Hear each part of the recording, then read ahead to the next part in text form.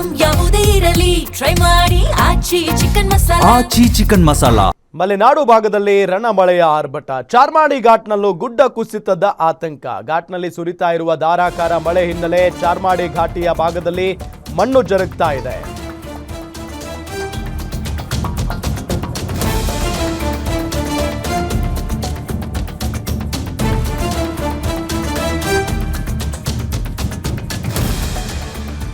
ಚಾರ್ಮಾಡಿ ಘಾಟಿಯ ಭಾಗದಲ್ಲಿ ಮಣ್ಣು ಜರಿತಾ ಇದೆ.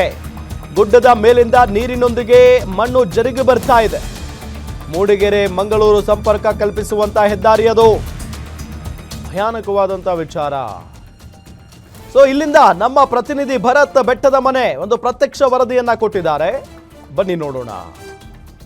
ಮಂಗಳೂರಿನ ಮಲೆನಾಡು ಭಾಗದಲ್ಲಿ ಮಳೆಯ ಆರ್ಭಟ ಜೋರಾಗಿದೆ. ಸಾಕಷ್ಟು ಕಡೆಗಳಲ್ಲಿ ಒಂದು ಅನಾಹುತ ಕೂಡ ಈ ವರುಣ ಸೃಷ್ಟಿಸಿದ್ದಾನೆ. ಅದರಲ್ಲೂ ಮೊದಲಿಗೆ ನಿಧಾನವಾಗಿ ಆರಂಭವಾದಂತಹ ಮುಂಗಾರು ತದನಂತರ ಇದ್ದಕ್ಕಿದ್ದಾಗೆ ಚೇತರಿಸಿಕೊಳ್ತು. ಕಳೆದ 24 ಗಂಟೆಗಳಲ್ಲಿ ಧಾರಾಕಾರವಾಗಿ ಸುರಿತಕ್ಕಂತಹ ಮಳೆಯಿಂದಾಗಿ ಏನು ಮೂಡಿಗೆರೆಯಿಂದ ಏನು ಮಂಗಳೂರು ಸಂಪರ್ಕ ಕಲ್ಪಿಸತಕ್ಕಂತಹ ಆಲೇಕನ್ ಅಂತಕ್ಕಂಥ ಒಂದು ಪ್ರದೇಶ ಏನಿದೆ ಚಾರ್ಮಾಡಿ ಘಾಟ್ನ ಮಧ್ಯಭಾಗದಲ್ಲಿ, ಈ ಒಂದು ಮಧ್ಯಭಾಗದಲ್ಲಿ ಇರ್ತಕ್ಕಂತಹ ಆಲೇಕನ್ನ ಅಕ್ಕಪಕ್ಕದ ಒಂದು ಗುಡ್ಡಗಳಿಂದ ಮಣ್ಣು ಜರಿತಿರತಕ್ಕಂಥ ಒಂದು ದೃಶ್ಯ ಕಂಡು ಬರ್ತದೆ.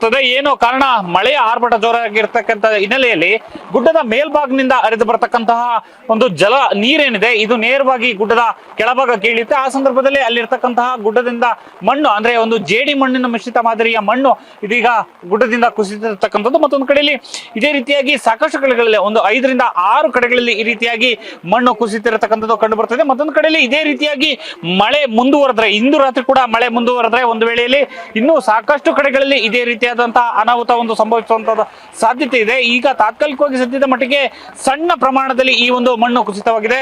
ಇದೇ ರೀತಿಯಾಗಿ ಮಳೆ ಮುಂದುವರೆದಂತಹ ಸಂದರ್ಭದಲ್ಲಿ ಇನ್ನು ಬೃಹತ್ವಾಗಿ ಈ ರೀತಿಯಾಗಿ ಒಂದು ಮಣ್ಣು ಜರಿಯೋದ್ರಿಂದ ಏನು ಚಾರ್ಮಾಡಿ ಘಾಟ್ ಮತ್ತು ಏನು ಧರ್ಮಸ್ಥಳ ಸಂಪರ್ಕ ಕಲ್ಪಿಸುವಂತಹ ಒಂದು ರಸ್ತೆಯಲ್ಲಿ ಸಾಕಷ್ಟು ವಾಹನಗಳು ದಿನನಿತ್ಯ ಸಂಚರಿಸ್ತವೆ. ಈ ಒಂದು ವಾಹನಗಳ ಸಂಚಾರಕ್ಕೂ ಕೂಡ ಅಡಚಣೆ ಉಂಟಾಗುವಂತಹ ಒಂದು ಸಾಧ್ಯತೆ ಹೆಚ್ಚಿರ್ತಕ್ಕಂಥದ್ದು. Bharat, guarantee news, Chikkamagaluru.